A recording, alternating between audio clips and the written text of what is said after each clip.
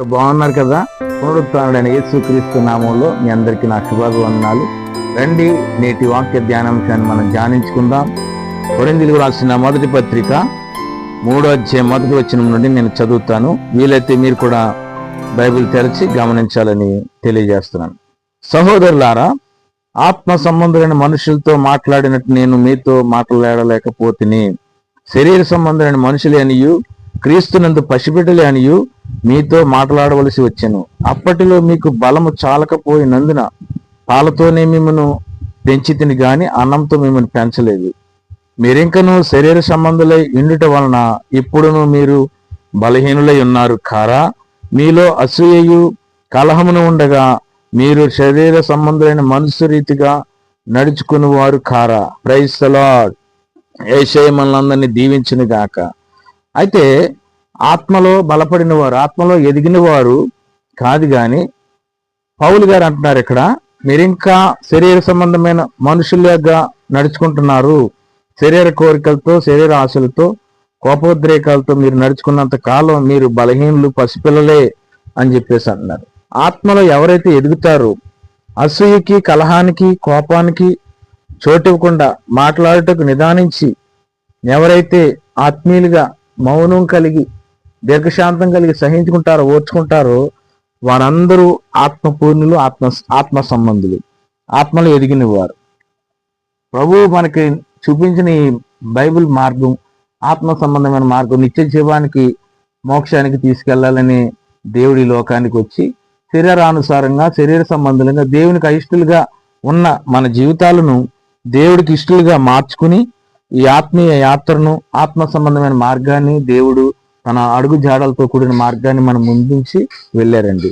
అయితే ఇక్కడ కొంతమంది ఏం చేస్తున్నారంట, వీరిలో ఇంకా ఏమున్నాయంటే అసూయ. Praise the Lord. మీలో అసూయయు కలహమును ఉండగా మీరు శరీర సంబంధులైన మనుషు రీతిగా నడుచుకునేవారు కానా? అసూయ ఉంటే, కలహం ఉంటే శరీరానుసారమైన మనుషులంగానే మందిరానికి వెళ్ళొచ్చు, బైబిల్ చదవచ్చు, ప్రార్థన చేయొచ్చు. అసూయ ఉన్నంత కాలం, క్రోధం ఉన్నంత కాలం, శరీర కార్యాలు నెరవేర్చుకున్నంత కాలం, భూ సంబంధమైన వాటి మీద మనసు నుంచేంత కాలం, పర సంబంధమైన వాటి మీద మనసు పెట్టుకోక, పరలోకంలో దేవుడు ఉన్నారు, మనకి నిత్య జీవాన్ని ఇస్తున్నారు, పరలోకంలో దేవదూతలు ఉన్నారు, ఆత్మ సంబంధమైన మనకి సింహాసనం దేవుడు మనకి ఇవ్వబోతున్నారు. జయించిన వాడి లోకాల్లో జయించిన వారి అందరినీ కూడా దేవుడు తన కుడిపార్శ్వన సింహాసనం మీద కూర్చుండనిస్తారు. నాతో పాటు నా తండ్రి సింహాసనం మీద జయించి వారిని కూర్చుండనిచ్చేదని దేవుడు వాగ్దానం చేశారు. అది గ్రహించుకోక వీరేం చేస్తున్నారంట, శరీర సంబంధమైన మనుషులుగా బ్రతుకుతున్నారు. మరి దైవజనుడు పౌలు గారు ఎంతో బాధతో వ్రాస్తున్నాడు ఈ మాట. సహోదరులారా, ఆత్మ సంబంధులైన మనుషులతో మాట్లాడినట్టు నేను మీతో మాట్లాడలేకపోతుని. మన ఆత్మీయులతో మనం ఆత్మ సంబంధమైన విషయాలు, ఆత్మీయులు మన మనసును ఎరిగి మనతో మంచిగా వారు సహవాసం కలిగి ఉంటారండి. శరీరానుసారమైన మనుషులతో మనం మాట్లాడటానికి ఆచితూచి మాట్లాడవలసిన పరిస్థితి వస్తుంది. ఎందుకంటే వారు ఎలా రియాక్ట్ అవుతారో, ఎలా రివర్స్ అయిపోతారో మనకు తెలియదు. శరీరానుసారులు కోపానికి, ఆవేశానికి, లౌకికమైన జ్ఞానంతో ఉంటారు కనుక శరీరానుసారంగా వారు మాట్లాడతారు. అయితే ఆత్మలో ఎదిగిన వారు, ఆత్మలో జ్ఞానం కలిగిన వారు ఆలోచించి తండ్రి మనసు కలిగి, ఒక తల్లి మనసు కలిగి, ప్రేమ కలిగి సహించుకుని మనం నిదానించి మాట్లాడటానికి అవకాశం ఉంటుంది. గలతీయులకు రాసిన పత్రిక 5వ అధ్యాయం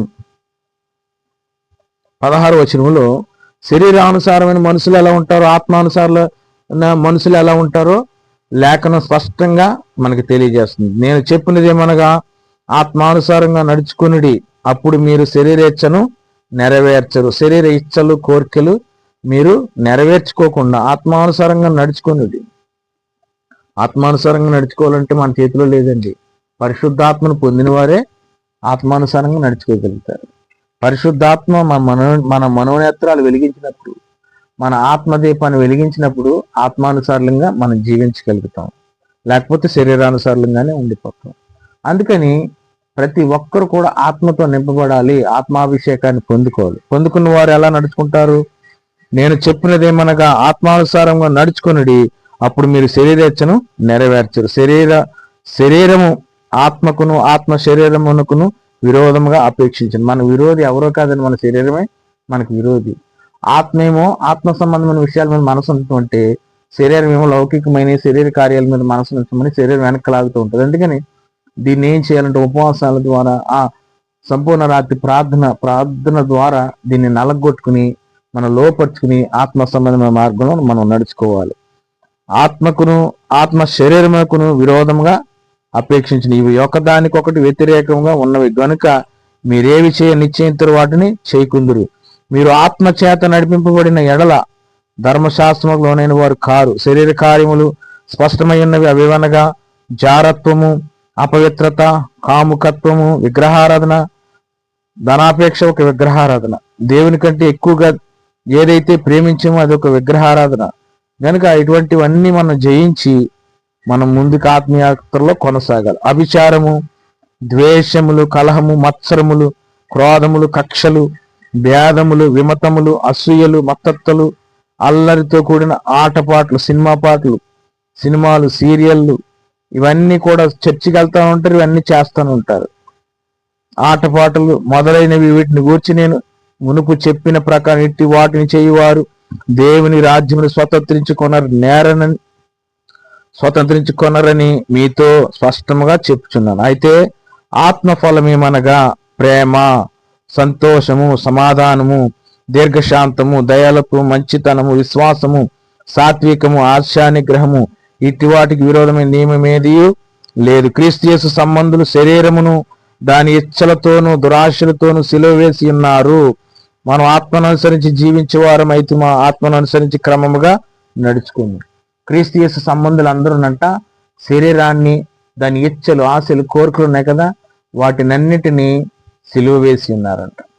ఇంకా నువ్వు జీవించేవాడును నేను కాను, నేను మృతి చెందితే నా యందు క్రీస్తే జీవించుచున్నాడని పౌలు గారు చెప్పినట్లుగా మనం శరీరానుసారంగా నడుచుకోవటానికి శరీరానికి రుణస్థులం కాదు.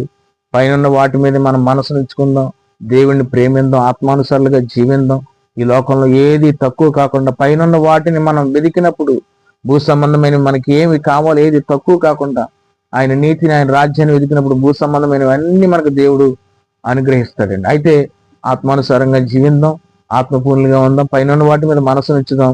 మనందరినీ శరీరానుసారులుగా కాకుండా ఆత్మానుసారులుగా దేవుడు మనల్ని తీర్చిదిద్ది మహిమ గల రాకల్లో రాజ్యంలో సిద్ధపరిచి నిత్య మహిమలోనికి నడిపించును గాక. ఆమేన్. ప్రార్థన.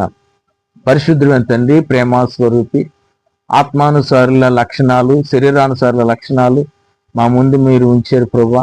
మేము ఆత్మానుసారులుగా జీవించడానికి ప్రభువా, మీరు మా ముందు నుంచి వెళ్ళిన ప్రతిష్ఠించిన ఈ ఆత్మీయ యాత్రలో మేము కొనసాగటానికి, కోపానికి, ద్వేషానికి, అసూయకి, ఈర్షకి, పగకు, కక్షకి, అలహానికి మేము చోటివ్వకుండా, పసిపిల్లలంగా మేము ఉండకుండా ప్రభువా, ఆత్మలో ఎదిగిన వారమై పెద్దలుగా ప్రభువా మాట్లాడటానికి ఆలోచించి నిదానించి ప్రభువా, నాయన కోపానికి, నరుని కోపం దేవుని నీతిని నెరవేర్చదని నీ లేఖను సెలవిచ్చినట్లుగా, కోపం మానుము, ఆగ్రహం విడిచిపెట్టి వ్యసన పడక మరి కీడికే కారణమని, కోపానికి చోటు ఇవ్వకుండా దీర్ఘశాంతులమై నాయన నీవు చూపించిన సహనాన్ని, ఓర్పును కలిగి మేము జీవించుటకు బిడ్డలందరికీ అటువంటి కృప దయచేయమని యేసుక్రీస్తు పరిశుద్ధ నామములో అడుగుచున్నాము తండ్రి. ఆమేన్. God bless you all. దేవుడు మనందరినీ దీవించును గాక. Thank you. వందనాలు.